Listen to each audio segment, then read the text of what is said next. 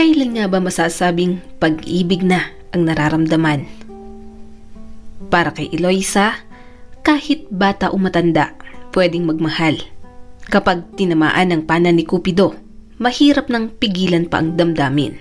Kaya naman, kahit 16 anyos pa lamang siya, ay naniniwala siyang mahal niya na si Liam. Katulad ng mga nababasa niya sa pocketbooks. Hi! Birthday ko next week. Punta ka ha? Paanyaya sa kanya ni Liam. Nahihiyang ngumiti si Eloisa. Sige, titingnan ko. Magpapaalam ako kay mama. Kaso, baka hindi ako payagan eh. Ano bang oras gaganapin yun? Hindi talaga ako papayagan ng mga magulang ko kapag gabing-gabi na. Pilitin mong pumunta. Kapag hindi ka pumunta, magtatampo ko. Mga alauna naman yun eh. Tapos sa gabi naman ang inuman. Nabigla siya sa narinig. Nagiinuman kayo? Mga bata pa kayo ha. Ngumisi si Liam at mas lalong lumapit sa kanya. 18 taong gulang na ako kaya walang problema. Isa pa, sa pamilya namin, sanay na kaming umiinom kapag may okasyon. Kaya kahit wala pa ako sa legal age, marunong na akong uminom. Ikaw, umiinom ka ba? Umiling agad si Eloisa. Hindi ako pwedeng uminom. 16 pa lang ako tsaka magagalit yung mga magulang ko. Tumango si Liam. Okay, basta pumunta ka. Hihintayin kita. Ngumiti ang dalaga at tumango. Crush na crush niya si Liam, kaya pupunta siya. Ang tagal niya ring pinag-isipan ng regalo para dito. Liam, tara na! Dota na tayo sa computer shop, sabi ng kaibigan nito. Sige pare. Humarap sa kanya ang binata at hinalikan siya sa pisngi. Aasahan kita sa birthday ko ah. Hindi na siya nakaapila dahil nagmamadaling umalis na rin ang binata. Natulala na lang siya at sinapo ang pisnging hinalikan ng crush niya. Hindi siya makapaniwala. Nahalikan siya kahit hindi sila ni Liam. Hindi niya tuloy napigilang mapangiti. Ay nako, mga kabataan talaga ngayon, mapupusok. Parinig ng tendera sa kanya. Nahihiyang kinuha ni Eloisa ang bote ng soft drinks. Dadalhin niya iyon. Nilibre iyon sa kanya ang crush niya kaya iinumin niya. Tumayo siya at umalis na sa tapat ng tindahan. Pagka-uwi sa bahay, halos kasabay niya lang ang mama niyang umuwi. Nagtatrabaho kasi ito bilang tendera at tagaluto sa lugawan. Oh, alas 5 na. Bakit ngayon ka lang umuwi? Tanong ng mama niya. May group activity po kami sa school. Doon na po ako dumiretso para magawa po yun, mama. Pagsisinungaling niya pa. Sigurado namang magagalit ang mama niya kapag nalaman nitong si Liam ang kasama niya. Bata pa siya at mahigpit silang pinagbabawalang magkakapatid na magkaroon ng nobyo. 3 babae pa naman sila at si Eloisa ang panganay. Paano ang sinaing? Naku naman, dapat umuwi ka muna. Baka hindi nagsaing yung mga kapatid mo. Alam mo namang tamad yung mga yan. Sermon sa kanya ng mama niya. Katulad nga ng inaasahan ng mama niya ay hindi nga nagsaing ang mga kapatid niya. Sinermonan tuloy ang mga ito. Ganoon silang mga magkakapatid. Kung walang pukpok, walang baon. Kung walang utos, hindi kikilos. Mama, siya nga pala. May pupuntahan po sana ako sa susunod na linggo. Paalam niya sa nanay niya habang kumakain ng hapunan. Ano naman yun? Napalunok si Eloisa sa sobrang kaba. Birthday party lang po. Inibitahan po ako ng kaklase ko. Tumingin ang mama niya sa kanyang papa. Sa kanya ka magpaalam. Kapag pinayagan ka ng papa mo, edi sige. Papa. Tumunghay sa kanya ang papa niyang umiinom. Bahala ka. Handaan yun at mabubusog ka doon. Basta umuwi ka ng maaga. Napangiti agad si Eloisa. Salamat po. Opo, uuwi po ako ng maaga. Tumaas ang kilay ng nanay niya. Huwag kang manghihingi ng pangregalo, Eloisa. Wala akong ibibigay sa iyong pambili. Batiin mo na lang. Tumango na lang siya. Hindi naman talaga siya hihingi. Nakapag-ipon na siya para sa regalo niya kay Liam. Pero syempre, hindi niya sasabihin iyon sa mga magulang niya. Kaya nang pinayagan siya ng mga ito, naghanap siya kaagad ng magandang damit. Excited na talaga siya para sa birthday party ng crush niya. Ano? Talaga? Hinalikan ka ni Liam? Gulat na bulong ni Michelle sa kanya. Ang katabi niya sa upuan. Matamis na ngumiti si Eloisa. Oo nga. Sa pisngi lang naman. Sa sobrang kilig ko para kong maiihi. Hindi nga ako makatulog nung makauwi ako eh. Kumunot ang noo ni Michelle. Ha? Hindi naman kayo ni Liam na yun. Sa karinig ko, may iba na raw yung girlfriend. Wala no, sabi niya sa akin, hiwalay na raw sila. Silosa daw kasi. Feeling ko talaga, malapit nang maging kami. Kaunting-kaunti na lang, Michelle. Pagka-uwi ni Eloisa, nakita niya agad ang papa niya sa bahay. Maaga pala itong nakauwi kaya pala maaga ring nalasing. Ganoon kasi ang papa niya. Hindi pwedeng matapos ang isang araw na walang alak sa katawan. Kasama na sa budget ng pamilya ang pag-iinom nito. Pagpasok niya, napansin agad siya ng lasing niyang tatay. Oh, nandito na palang panganay ko. Dalaga ka na, Eloisa. Kailan ka ba magtatrabaho? Pagod na ako sa construction. Pagod na ako sa buhay, anak. Pagod na ako sa isang kahig, isang tuka. Gusto ko namang umasenso. Binato ito ng unan ng mama niya. Manahimik ka dyan. Maglalasing-lasing ka tapos magbubunga ka dyan ng ganyan. Matulog ka na. High school pa lang yung si Eloisa, pagtatrabahuhin mo na. Dumiretso na lang si Eloisa sa kwarto nilang magkakapatid para magbihis. Naiintindihan niya naman kahit papaano ang tatay niya. Mahirap ang buhay nila at lahat sila ay nag-aaral pa. Kaya mas lalo siyang pressure sa pag-aaral at makatapos kaagad. Nag-aaral din naman siya ng mabuti, pero may mga pagkakataong napapagod din siya. Hindi niya naman ginustong maging panganay. Hindi niya naman ginustong saluhin ang responsibilidad sa mga kapatid niya kapag may kakayahan na siya. Bata pa man si Eloisa at palamon pa rin ang magulang niya, kaya walang halaga ang bawat daing niya sa mga ito. Ginagawa niya na lang ang talagang pahinga at libangan ang pagkakrush kay Liam. Kahit sa ganong paraan lang, maramdaman niya lang na hindi inaagaw ang kabataan niya ng pressure at mga problema. Nang dumating na ang araw ng pagpunta niya sa birthday party ni Liam, sobrang excited siya. Sinuot niya ang pinakamaganda niyang dress na madalas niyang suotin kapag nagsisimba sila. Happy birthday, Liam!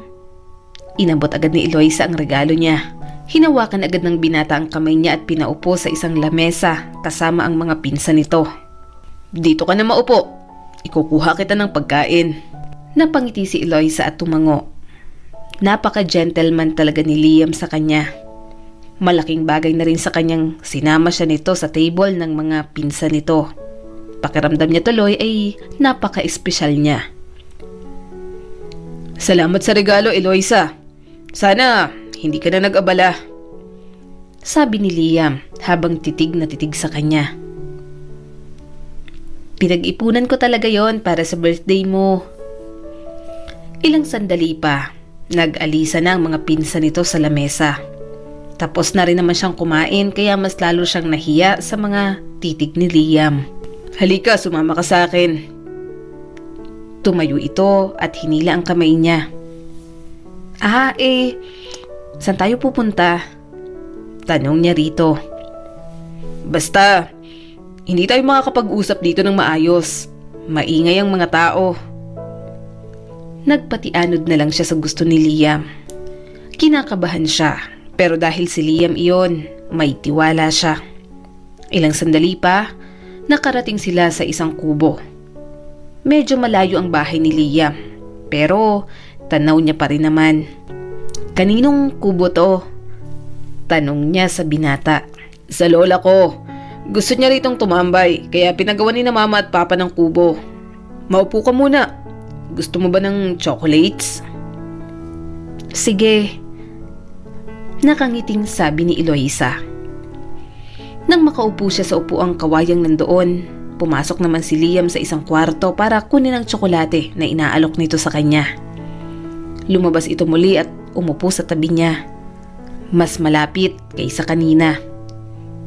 Kinakabahan siya pero mas matimbang ang kilig nang makita niyang dikit na dikit ang mga hita nila.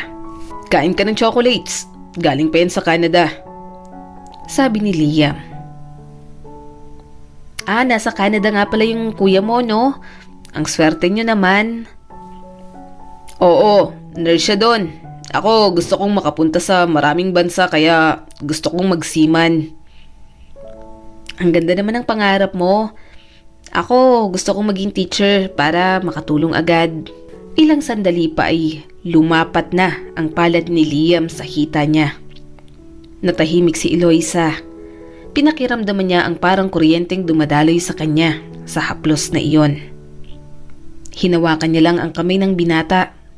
Nang pumasok iyon sa suot niyang damit.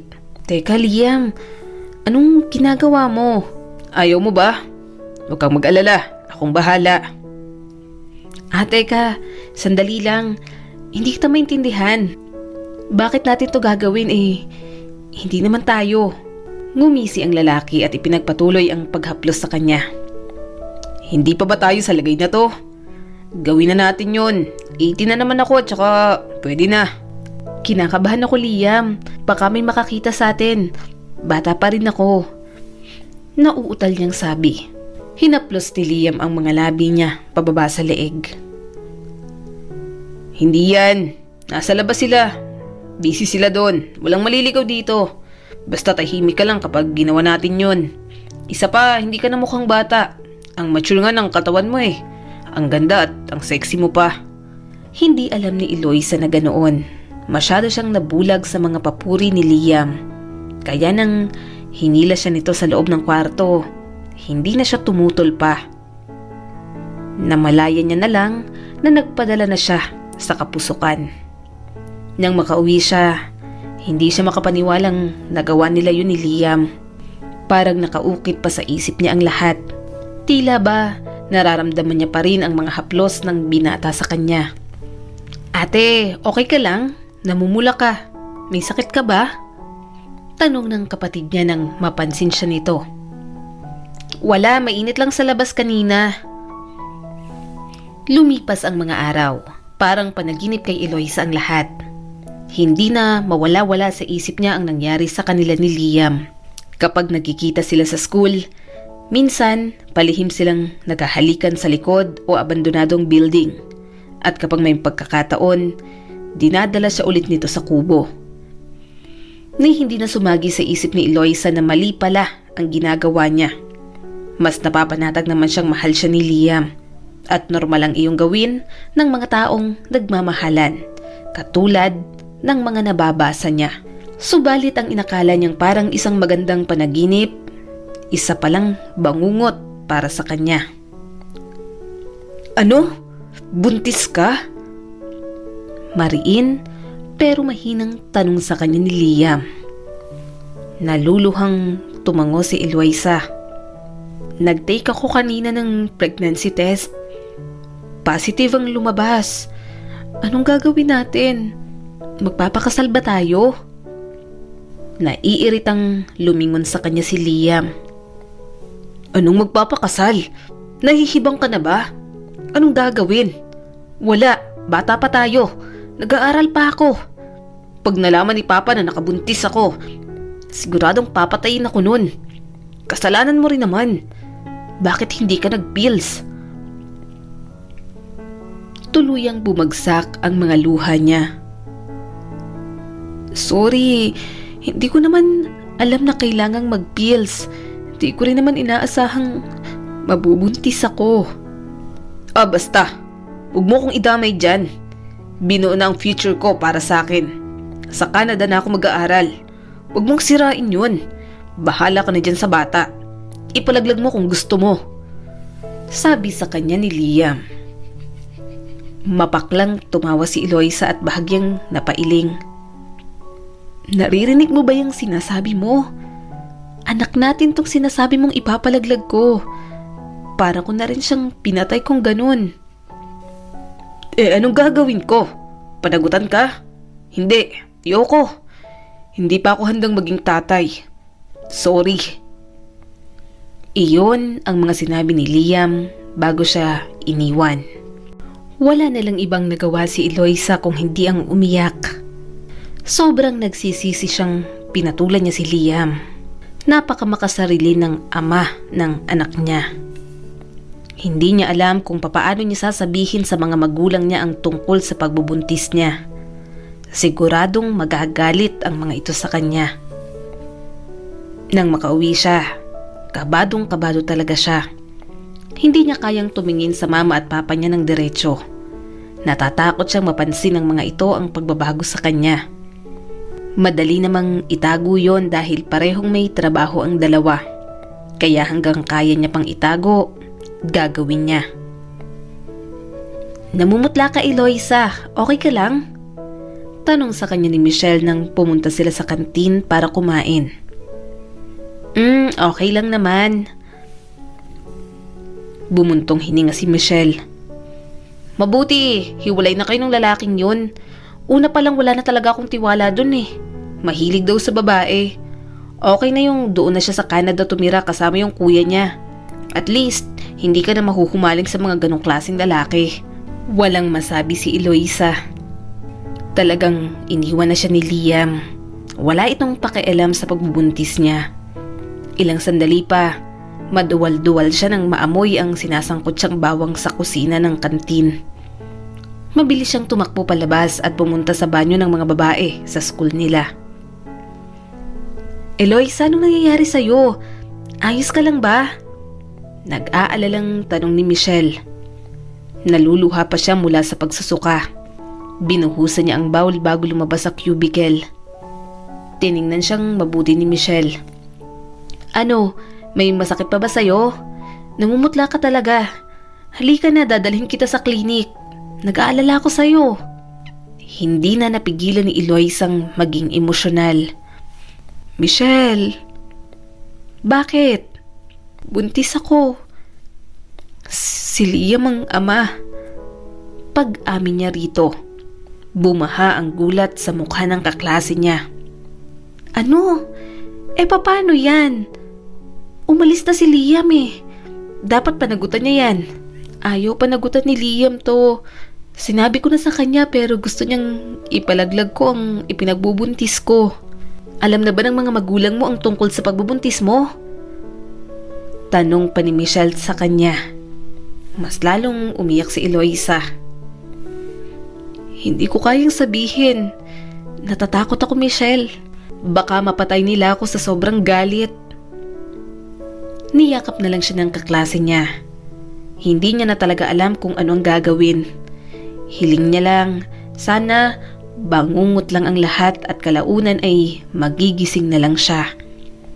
Pagkarating sa bahay, nandoon ang mga magulang at mga kapatid niya. Namamaga ang mga mata niya sa pag-iyak, kaya ginawa niya ang lahat ng paraan para hindi iyon mapansin ng pamilya niya. Naghihiwa siya ng gulay nang makaramdam na naman siya ng pagkahilo. Napapadalas iyon. Madalas na din siyang antukin at minsan naaabutan pa siya tuwing may klase. Parang tumataba ka ngayon, Eloisa. Puna sa kanya ng nanay niya. Nagdahilan siya agad. Masarap po kasing kumain, mama. Oo nga, napansin ko. Bumili ako ng manggang kalabaw. Ang dami mong naubos. Para kang naglilihi. Natigilan si Eloisa sa paghihiwa. Napalunok siya sa sobrang kaba. Hiling niyang sana ay hindi iyon napansin ng mama niya. Ilang sandali pa, naamoy niya na naman ang sinasangkot siyang bawang. Tumakbo agad siya sa may lababo ng pakiramdam niya. Masusuka na naman siya. Magsabi ka nga sa akin ng totoo. Buntis ka ba? Malamig ang tonong tanong ng mama niya pagkatapos patayin ng kalan. Hindi agad siya nakasagot.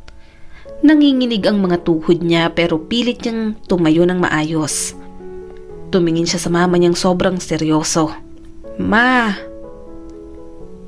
Magsabi ka! Buntis ka ba? Pasigaw na tanong nito sa kanya. Nag-uunahang tumulo ang mga luha niya. Sorry po, Mama. Hindi ko po sinasadya. Anong nangyari dyan? Bakit ka ba sumisigaw, Alma?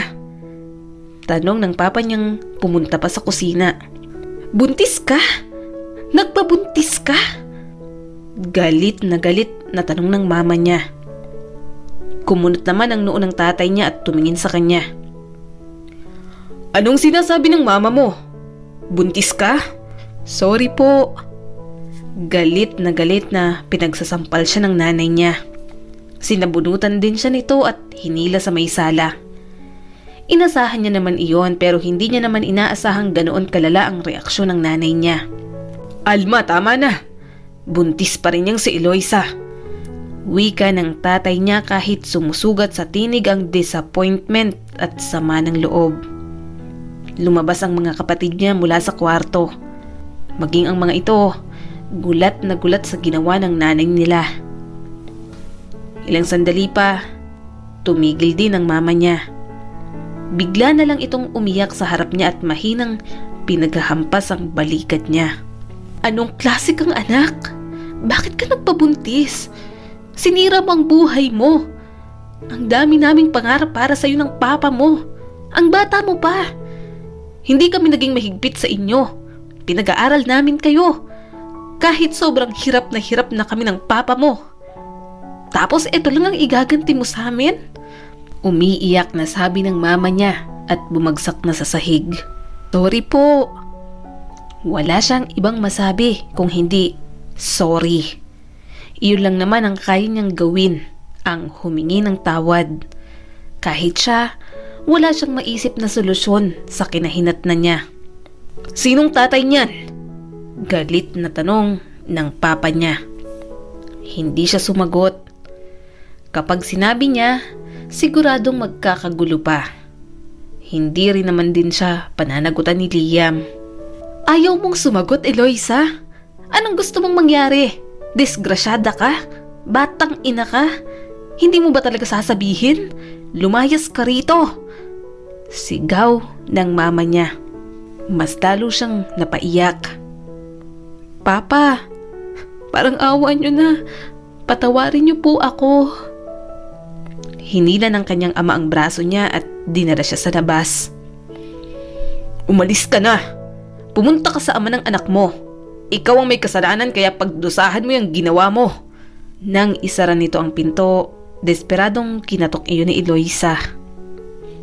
Papa, please po. Sorry na po. Hindi ko po sinasadya. Mama, Papa, patawarin niyo po ako. Ngunit kahit anong gawin niyang pagmamakaawa ng gabing iyon, naging mga bulag at mga bingilang ang mga magulang niya sa sitwasyon niya. Hindi alam ni Eloisa kung saan siya pupunta. Gusto niya mang puntahan ang kaklase niyang si Michelle para humingi ng tulong. Hindi niya naman alam ang bahay nito. Napagdesisyonan niyang pumunta na lang sa bahay ng mga magulang ni Liam. Hahayaan niya na lang na magalit sa kanya ang binata. Ang mahalaga, masabi niyang buntis siya at magkaroon siya ng kasamang umako sa responsibilidad sa batang nasa kanyang sinapupunan. Kaso, hindi pa man siya nakakapunta sa bahay ng mga ito. Nakita niya agad ang mga kaibigan ni Liam sa kanto. Rinig na rinig niyang pinag-uusapan siya ng mga ito. Hanep ng katawan nitong si Eloisa. Ang sexy pare. Swerte ni Liam. Bago umalis, nakadali pa. Sabi ng isa sa mga kaibigan nito. Sana makadali rin ako kahit dyan lang kami sa tubuhan. Kabastusan mo na naman ang pinapairan mo. Wala kang magagawa. Hinamon ba naman ang pustahan? Ayan tuloy, nanalo. Sarap na sarap kay Eloisa tapos sabay sibat. Nagtawanan ang magkakaibigan. Hindi na siya pumunta sa bahay ng mga magulang nito. Sobrang kahihiya na ang nararamdaman niya. Kaya pala, walang pakialam sa kanya si Liam dahil premyo lang siya sa isang pustahan. Umiiyak siya habang naglalakad sa kalsada. Hindi niya na alam kung saan siya pupunta. Wala siyang dalang kahit ano. Ang natitira niyang pera, ginamit niya na lang pamasahe sa jeep. Wala naman talaga siyang pupuntahan. Gusto niya lang umalis sa lugar na iyon. Alam niyang kapag nagtagal siya doon, iba't ibang klaseng panghuhusga lang ang matatanggap niya. "Neng, nasa garahe na tayo. Saan ka bababa?" Tanong ng driver sa kanya. Sa kanya lang napansing siya na lang palang pasahero. Walang imik siyang bumaba. Nasa bayan pala siya at natanaw niya agad ang simbahan. Gutom na siya at 10 piso na lang ang natira sa pera niya. "Oh, ihaw kayo dyan, puto bongbong, bibingka." Sigaw ng mga tendera sa gilid ng simbahan. Napalunok si Eloisa. Takam na siya sa mga nakikita niya. Pero wala naman siyang pera. Lugaw nga lang yata ang mabibili niya sa 10 piso. Kaya iyon na lang ang binili niya. Pagkatapos niyang kumain, nakatambay lang siya sa harap ng simbahan. Tinatanong niya ang Diyos kung ano nang mangyayari sa buhay niya. "Lord, may karapatan po ba akong mag-demand sa inyo? May kasalanan po ako. Ayaw mo sa mga anak na sumusuway sa mga magulang, di ba? Kaso, paano po yun? Naging pasaway ako. Ginawa namin yun ni Liam kahit hindi kami kasal. Sobra na bang kasalanan yun?" Pinunasan agad ni Eloisa ang mga luhang tumulo sa pisngi niya. Pinagmasdan niya ang mga pulubing kasama niya. Bibilangin na lang ang mga araw. Baka ganoon na rin siya. Ano namang kayang gawin ng 16 anyos na dalagita at buntis pa? Nilatag niya ang kartong nakita at humiga roon. Nakakaidlip pa lang siya nang biglang umulan. Naghanap agad siya ng masisilungan. Mabuti na lang, nakakita siya ng nakaparadang jeep sa may puno. Pumasok siya sa likod at pinunasan niya ang sarili niya. Tumulo na naman ang luha niya habang pinagmamasdan ang pumapatak na ulan sa labas. Hindi dapat ganito ang buhay ko. Dapat hindi ako nagpauto kay Liam. Hinawakan niya ang tiyan niya. "Paano kita bubuhayin, anak? Anong gagawin ko?" Nakatulog na siyang umiiyak. Nagising na lang siya nang may bahagyang yumuyugyug sa balikat niya. "Neng, gising! Bakit dito ka natutulog?" Tanong ng driver sa kanya. "Sandali! Ikaw yung kahapon na." Tumayo agad si Eloisa at lumabas ng jeep. "Sorry po." Tiningnan siya ng driver mula ulo hanggang paa. "Maayos naman ang damit mo. Hindi ka naman mukhang pulubi. Bakit dyan ka natutulog sa jeep ko?" "Sorry po, umuulan po kasi. Dito po ako napasilong." Huminga ng malalim ang driver. "O siya, umalis ka na. Baka nag-aalala ng mga magulang mo sa'yo." Tumango na lamang si Eloisa. Hindi niya naman alam kung saan siya pupunta. Hindi niya alam kung anong gagawin niya. Nagugutom na naman siya. Sa kanya lang napagtantong kahit mahirap sila, maswerte siyang may mga magulang na nagpapakain sa kanya. Ilang sandali pa, may dumaang jeep sa harap niya. May lumabas na binatilyo roon at nagtawag ng mga pasahero. Bumalik agad si Eloisa sa harap ng driver nang may naisip na ideya. "Manong, pwede po ba akong mag-barker sa inyo?" Kumunot ang noo ng driver. "Ha? Akala ko uwi ka na. Saka babae ka. Kaya mo ba?" "Opo, kaya ko po. Kailangan ko lang po talaga ng pera." Bakit hindi ka pa umuwi sa inyo?" Hindi agad siya nakasagot. "Pinalayas po ko sa amin." "Bakit naman?" Tanong ng driver sa kanya. Mas lalong nahirapan siyang makasagot. Baka kapag sinabi niyang buntis siya, mas hindi siya payagan nitong mag-barker sa biyahe nito. Kaso, wala naman siyang maisip na dahilan. "Buntis po kasi ako. Nagalit po sila kaya pinalayas po ako sa amin."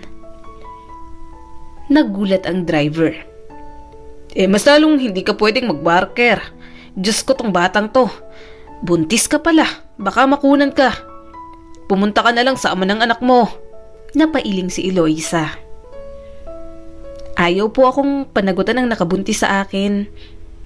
Please po, isama niyo po ako. Kahit magkano lang pong iabot niyo sa akin, ayos lang po. Napakamot ang driver. Oh, sige na nga. Basta kapag may nangyari sa'yong masama, hindi ko kasalanan yan. Salamat po. Napangiti si Eloisa at sumakay agad sa jeep. Pinagbigyan na nga siya ng driver at nalaman niyang si Mang Greg ang pangalan nito. May asawa na rin ito at wala pang anak. Walang alam si Eloisa sa pagbabarker. Pero tinuruan naman siya ni Mang Greg kung ano ang mga tamang pamasahe, paano magsukli at magtawag ng mga pasahero. Ay Greg, sino tong dalagitang to? Sinasabi ko na nga ba may babae ka at sa bata ka pa talaga pumatol. Hindi ka na nahiya. Sigaw ng isang ginang at pinagahampas si Mang Greg. Hinawakan agad nito sa kamay ang asawa. Nora, tumigil ka nga. Nakakahiya ka. Sabi na ngang wala akong babae. Tamang hinala ka na naman. Si Eloisa yan, barker ko. Nakiusap sa akin kaya pinagbigyan ko. Tumingin naman sa kanya ang asawa ni Mang Greg. Oh, bakit ka nagbabarker? Babae ka pa naman. Pasensya na po. Hindi po ako kabit o ano ni Mang Greg. Gusto ko lang po talagang kumita. Nasa lang mga magulang mo? Tanong ni Aling Nora sa kanya. Si Mang Greg ang sumagot. Pinalayas daw ng mga magulang. Buntis yan. Napatingin si Aling Nora sa katawan niya. Buntis ka pala? Hindi ka dito dapat sa initan, baka mapahamak ka sa kayang anak mo. Biglang nag-iba ang tono ng pananalita nito. Nag-iingat naman po ako, kailangan ko lang po talagang kumita para makasurvive po kami ng baby ko. Sabi ni Eloisa sa ginang. Di, wala kang tirahan? Kung gusto mo, sa amin ka muna tumira. Kung gusto mo talagang magtrabaho, sa palengke ka na lang. Kukup-kupin ka namin. Wala naman kaming anak. May pwesto ko doon, gulayan. Tulungan mo na lang akong magtinda. Maraming salamat po. Ang bait niyo po. Abot tengang ngiti ni Eloisa. Napailing si Aling Nora. Ang hirap ng sitwasyon mo. Pinabayaan ka pa ng mga magulang mo. Sana nagtapos ka muna ng pag-aaral. Mahirap maging batang ina. Kami ngang walang anak, hirap na hirap ng buhay ng mga sarili namin. Paano ka pang walang pinag-aralan at buntis pa? Ilang taon ka na ba? 16 po. O sige, tutulungan mo ako sa pagtitinda ha. Ayaw kong dito ka magtrabaho sa asawa ko. Baka nga machismis pa tong ng bababae. Isa pa, mabigat at mainit dito. Mahirap maging barker. Siya, halika na. Nagdala ko ng pagkain para kay Greg sobra naman yon kaya kumain ka na. Sabi pa ni Aling Nora. Tumulong na nga sa tindahan si Eloisa katulad ng gustong mangyari ni Aling Nora. Na-appreciate niya namang hindi siya binibigyan ng mabigat na trabaho. Kaya siya na lang ang nagluluto at naglilinis sa bahay. Lumipas ang ilang buwan, unti-unti nang lumalaki ang tiyan niya.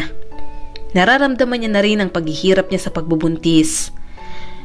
Sumasakit minsan ang kanyang balakang.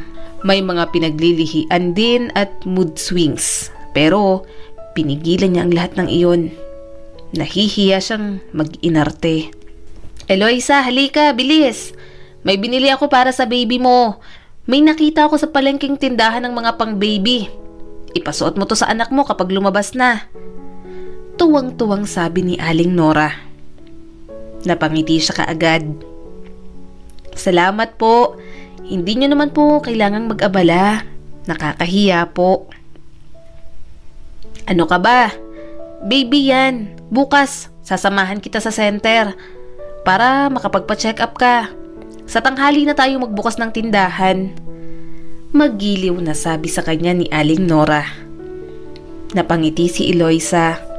Maswerte siyang nakilala niya ito.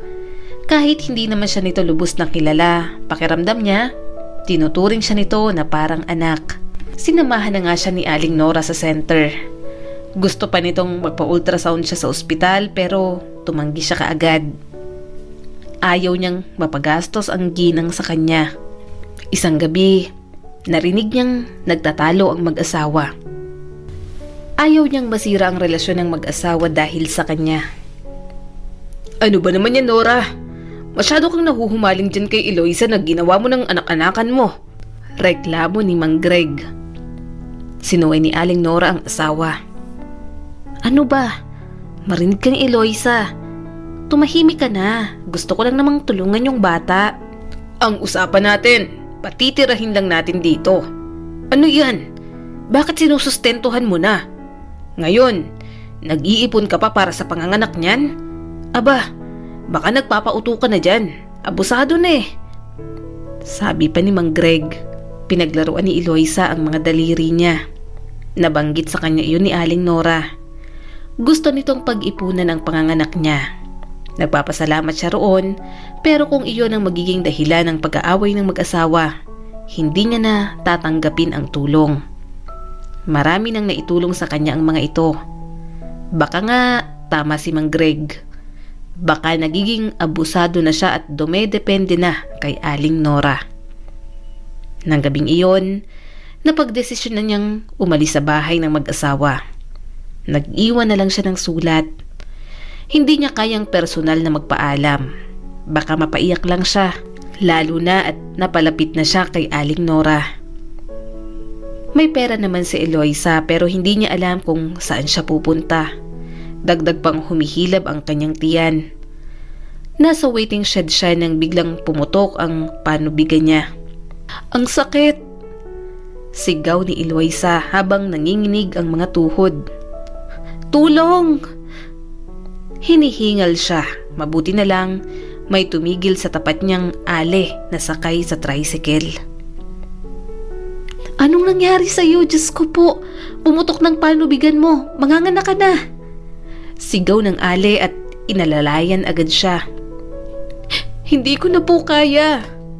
Daing pa ni Eloisa. Sinapi na ng babae ang kalsada. Pinahiga agad siya nito. Nakikita ko ng ulo ng bata. Napasigaw na lang si Eloisa.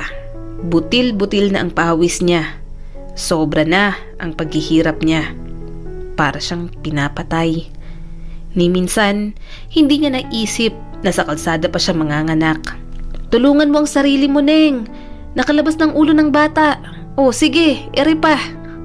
Sabi ng nagpapaanak sa kanya. Kinagat ni Eloisa ang damit at umiri.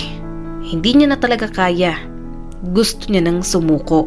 Ilang sandali pa, narinig niya na ang iyak ng anak niya. Muli siyang napaluha. Malabo sa paningin niya pero nakita niyang buhat ng babaeng nagpaanak sa kanya ang bata. Ilang sandali pa, nawala na siya ng malay. Pagmulat ni Eloisa ng mga mata niya, nakita niya agad sa kanyang harap si Aling Nora. Namalayan niya na lang na nasa ospital na pala siya. Ikaw talagang bata ka. Bakit ka ba umalis sa bahay? Nag-aalala ako sa'yo. Sa kalsada ka na tuloy nanganak. Naiiyak na wika nito. Pasensya na po. Ayaw ko lang pong mag-away kayong mag-asawa dahil sa akin. Ayaw ko pong maging pabigat sa inyo. Ang dami-dami nyo na pong tinulong sa akin. Ngayong dalawa na po kami. Mas lalo lang po akong magiging pabigat sa inyo. Bumuntong hininga si Aling Nora. Eloisa, hindi naman kita tinuturing na pabigat. Hayaan mo na lang yung si Greg. Nasabi niya lang naman yon kasi gipit kami ngayon. Pero huwag kang mag-alala. Pinangako kong tutulungan kita kaya gagawin ko yon. Napayuko si Eloisa. Gusto niya mang tanggapin, hindi niya ginawa. Pagkalabas niya ng ospital, pinilit niya talagang bumukod. Ayaw niyang maging pabigat sila ng anak niyang si Mia sa ibang tao. Pakiramdam niya, lahat na lang ng taong nagmamahal sa kanya, binibigyan niya ng problema. Lumayo pa rin siya. Bumiyahe siya kasama ng anak niya. Susubok makipagsapalaran sa ibang lugar. Hindi niya alam kung tamang desisyon iyon, pero bahala na. Anak mo yan? Tanong ng babaeng katabi niya sa bus. Tumango naman si Eloisa. Opo. Tiningnan ng matanda ang anak niya. Ang gandang bata naman. Kaso, ang bata mo pa, iha. Saan bang punta ninyong mag-ina? Sa Pangasinan po sana, sagot niya rito. Sinong pupuntahan mo doon? Muling tanong ng Ale. Wala po. Magbabakasakali lang po ng bagong buhay para sa amin ng anak ko. Ha? Ang hirap niyan. Kayo lang dalawa? Paano ako magtatrabaho? Gusto mo ba ng trabaho? Tamang-tama, naghahanap ako ng tinder sa tindahan ko ng mga pasalubong sa bus stop. Pwede ka dun. Kahit isama mo ang anak mo, pwede ka rin tong matulog. Napangiti siya agad. Opo, gusto ko po yun. O basta, wag mo lang pababayaan yung tindahan at ayaw ko rin ang magnanakaw. Pinangako ni Eloisa sa sariling hindi niya sisirain ang tiwala ng amo niya. Naging madali naman ang trabaho niya. Iyon nga lang, mahirap kapag sumabay sa pag-iyak ang anak niya. Hindi naman siya pakain ng amo niya kaya pinagkakasya niya sa anak niya at sa kanya ang maliit niyang sahod. Ate, pabili po nito, sabi ng isang customer. Kahit umiiyak ang anak niya, binitiwan niya muna si Mia. Kailangan niyang unahin ang customer. Hindi nga lang siya mapakali nang mas lalong lumakas ang iyak ng anak niya. Gustong gusto niya nang puntahan si Mia pero hindi niya magawa. Ang daming binibili ng customer niya. Hoy Eloisa, yung anak mo iyak ng iyak! Sigaw ng tindera sa katabing tindahan niya. Pumunta ito sa tindahan at kinuha ang anak niya mula sa foam. Ay gaga ka! Ang taas ng lagnat ng anak mo, dalhin mo sa ospital! Nataranta si Eloisa nang makitang kinukumbulsyon ng anak niya. Mia! Mia! Takot na takot siya. Iniwan niya ang tindahan para maisugod sa ospital ang anak niya. Tiningnan agad ng doktor ang lagay ng anak niya at wala siyang ibang magawa kung hindi ang manalangin sana maging maayos si Mia. Ano ba naman? Bakit mo iniwan ang tindahan ko ng gano'n na lang? Sinapo ni Eloisa ang ulo. Sorry po, may nangyari lang po sa anak ko. Wala akong pakialam. Hindi na nga kumikita ang tindahan ko dahil sa'yo tapos naging pabaya ka pa. Sermon ulit ng amo niya. Tanggal ka na. Ma'am, please wag naman po ngayon. Kailangan ko ng pera ngayon. Pakiusap niya sa kanyang amo. Hindi na. Nilabas ko na yung mga gamit nyo rito ng anak mo sa tindahan. Maghanap kayo ng ibang peperwisyuhin ninyo. Napaiyak na lang siya nang patayin ng amo niya ang tawag. Hindi niya alam kung saan kukuha ng perang panggastos ng pagpapa-ospital ni Mia. Pinunasan niya ang sariling mga luha. Hirap na po ako. Patayin niyo na lang ako. Hindi niya na kayang buhayin ang sarili niya. Wala siyang sapat na pera at kaalaman kung papaano aalagaan si Mia. Gusto niya nang sumuko pero sa tuwing naiisip niya ang anak niya, pinipilit niya pa rin umahon. Bumuntong hininga si Ana, ang tendera sa katabing tindahan sa bus stop. Sorry te, wala talaga akong mapapautang sa'yo. Minimum lang yung sahod ko sa impakta kong amo eh. Sobrang talagang problema ko. Hindi ko na alam kung saan ako kukuha ng pera. Lumalapit ako sa gobyerno pero pahirapan naman kapag walang requirements. Sorry talaga. Oo nga pala, ito yung mga gamit ninyo ni Mia. Mabigat ang loob na kinuha niya iyon. Mabuti na ang lagay ng anak niya. Iyon nga lang, may mga kailangan pang gamot at gastusin sa ospital na kailangang bilhin at bayaran. Eloisa, balita ko, na ospital ang anak mo. Kumusta ka na? Tanong sa kanya ni Mang Luis, ang operator ng mga bus doon. Tumingin siya sa matanda. Okay na naman po si Mia. Namomroblema lang po ako sa gastusin ko ngayon. Bakit dala mo yung mga gamit mo? Saan ka pupunta? Tanong pa ulit sa kanya ni Mang Luis. Pinalayas po ako ng amo ko. Bakas ang gulat sa mukha nito. Paano kayo ng anak mo? Paano ang gastusin mo? Saan kayo titira? Napabuntong hininga na lamang si Eloisa. Hindi niya rin alam. Wala pa siyang maisip na plano. Ang hirap kumilos kapag walang pera. "Kung gusto mo, may alok ako sa'yo," bulong ni Mang Luis. Agad siyang napalayo. "Ano ho bang ginagawa ninyo?" Malagkit siyang tiningnan ng matanda. "Isang gabi lang, Neng. Ako nang bahala sa gastusin ng anak mo. Basta, pagbigyan mo lang ako.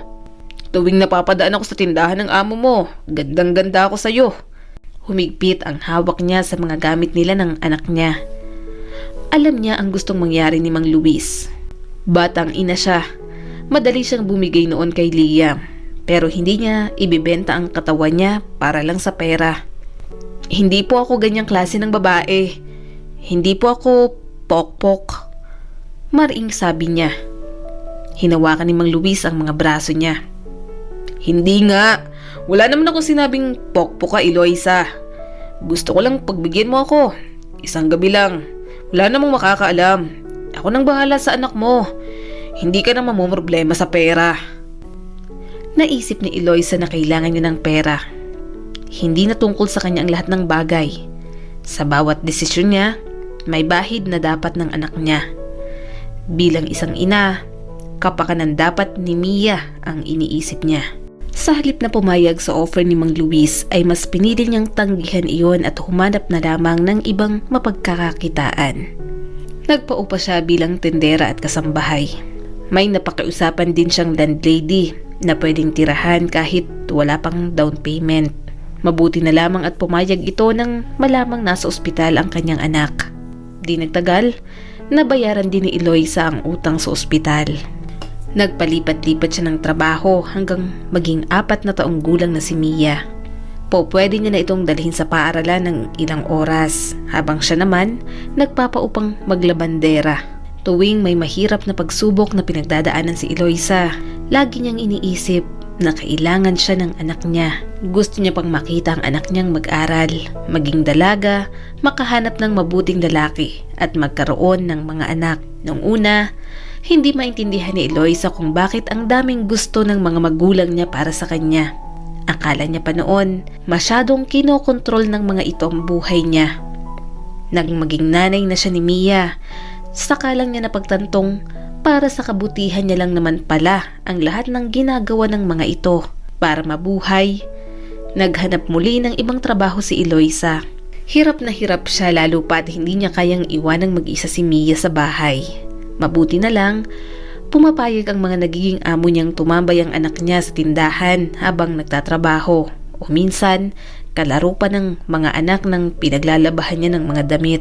"Excited ka na ba sa school, anak?" tanong ni Eloisa habang binibihisan si Mia. "Opo, salamat po sa baong apple," ngumiti ang anak niya. Tumawa siya at hinalikan si Mia. "Ang baby ko talaga, ang bilis mong lumaki. Pwede bang wag ka munang maging big girl?" "Opo, forever baby ako ni mama." Tumango sa kanya ang bata. Hinaplos niya ang buhok ng anak niya. Kung may isa mang magandang pangyayaring dumating sa buhay niya sa kabila ng kamalasan at mga maling desisyon, iyon ay nang ipinanganak niya si Mia. Naglalakad sila papunta sa school. Medyo kinakabahan si Eloisa. Baka katulad ng ibang bata, umiyak ang anak niya kapag iniwan niya. Mabuti na lang, hindi nangyari iyon. Siguro sanay lang talaga si Mia iwanang mag-isa. Kapag hindi talaga pwede, minsan hinahabilin niya ito sa kapitbahay. Lumipas ang mga taon, unti-unti na ring lumaki si Mia. Lumalaki na rin ang gastusin nilang mag-ina. Pinasok niya ang trabaho sa mga factory. Mahirap, pero pinilit niyang magtagal. "Ma, kain na po. Nagsaing na po ako. Nagluto na rin po ako ng corned beef," sabi ng 10 taong gulang niyang anak pagkatapos siyang gisingin. Bumangon agad si Eloisa. Kailangan niya pang pumasok sa trabaho. Pagkalabas niya, nakahain ang pagkain. Hinanda na rin ni Mia ang tubig na pagliliguan niya at ang uniform niya sa pabrika. "Anak, huwag mo nang gawin yan. Ako na dyan. Kumain ka na rin." "Mamaya na po ako, mama. Sige lang po, kumain ka muna." Napakasipag ng anak niya. Sila lang dalawa sa buhay. Siguro, ramdam ng anak niyang inaalagaan niya ito ng mabuti.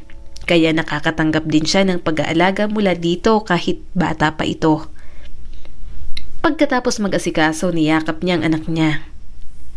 Aalis na ako. Maglaka ng pinto palagi. Huwag ka magbubukas agad ng pinto kapag may kumakatok. Kapag may masamang loob, kunin mo agad yung spray. Siritan mo agad sa mata. Tumawag ka agad ng pulis. Tumawa si Mia habang nagbabasa ng libro. Opo mama, alam ko po. Ingat po kayo. Mag-ingat ka rin. Nag-aalala ko palagi kapag mag-isa ka dito sa bahay. Okay lang po mama. Tsaka tinitingnan naman po ako ng landlady natin, saka sinasara niya naman po agad yung gate ng compound, kaya safe na safe po ako dito. Good luck po sa trabaho nyo. Tumango na lang si Eloisa. Pagkaalis niya, nagmamadali na siyang pumunta sa trabaho. Mabuti na lang at walking distance lang ang pabrika sa bahay nila. Pabrika na gumagawa ng canned tuna kung saan siya nagtatrabaho. Kahit makaligo na siya, nananatili pa rin ang amoy ng tuna sa kanya. Minsan nga, nahihiya na siya sa anak niya. Pero ni minsan, hindi niya ito narinig na magreklamo man lang.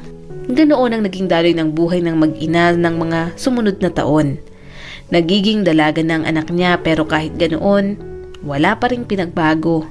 Mabait at malambing pa rin ito sa kanya. Ma, pwede po ba kayo sa Miyerkules? Tanong ng anak niya habang nagpapahinga siya. Bakit? Anong meron? Ngumiti ito at pinakita ang report card.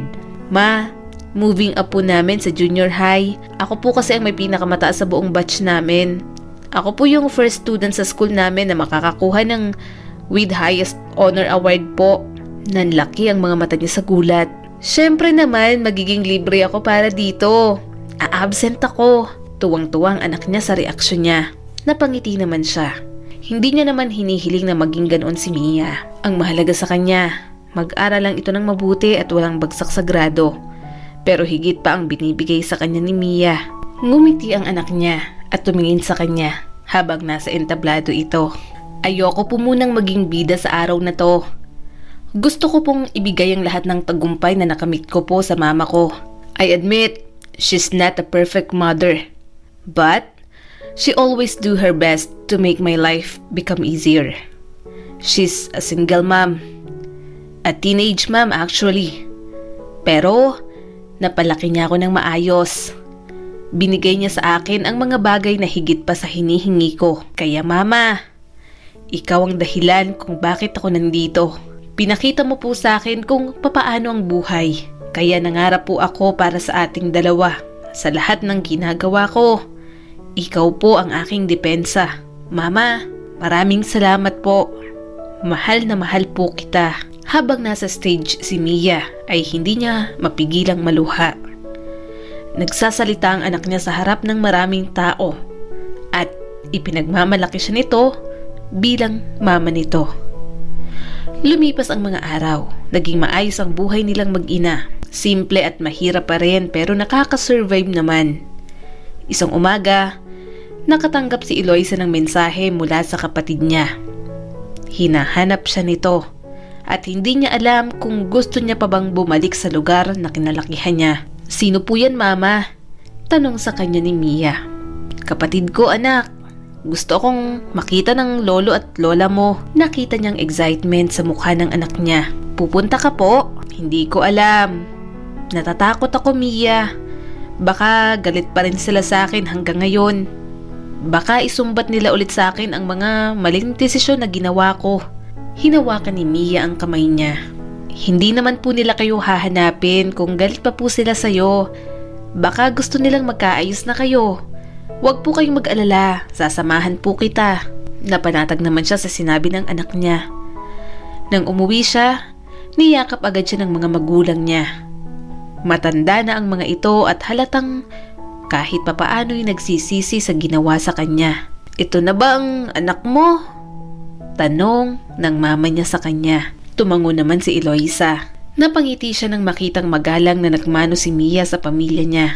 Nalaman niya rin na may mga asawa na rin pala ang mga kapatid niya. Mahaba ang biyahe kaya nagtagal muna sila roon. Kinabukasan, inaya niya si Miyang magsimba. Nagpasalamat si Eloisa sa lahat ng biyayang natatanggap niya. Sa wakas, nakita niya ang mga magandang plano sa kanya ng Diyos. Na kahit ilang beses siyang nagkamali, hindi siya pinabayaan nito. Anong gusto mo anak? Tanong niya sa anak niyang pagkalabas nila ng simbahan. Gusto ko po sana ng puto bongbong, mama. Malambing na sabi ng anak niya. Natawa na lang siya at pumunta sa bilihan ng puto bongbong.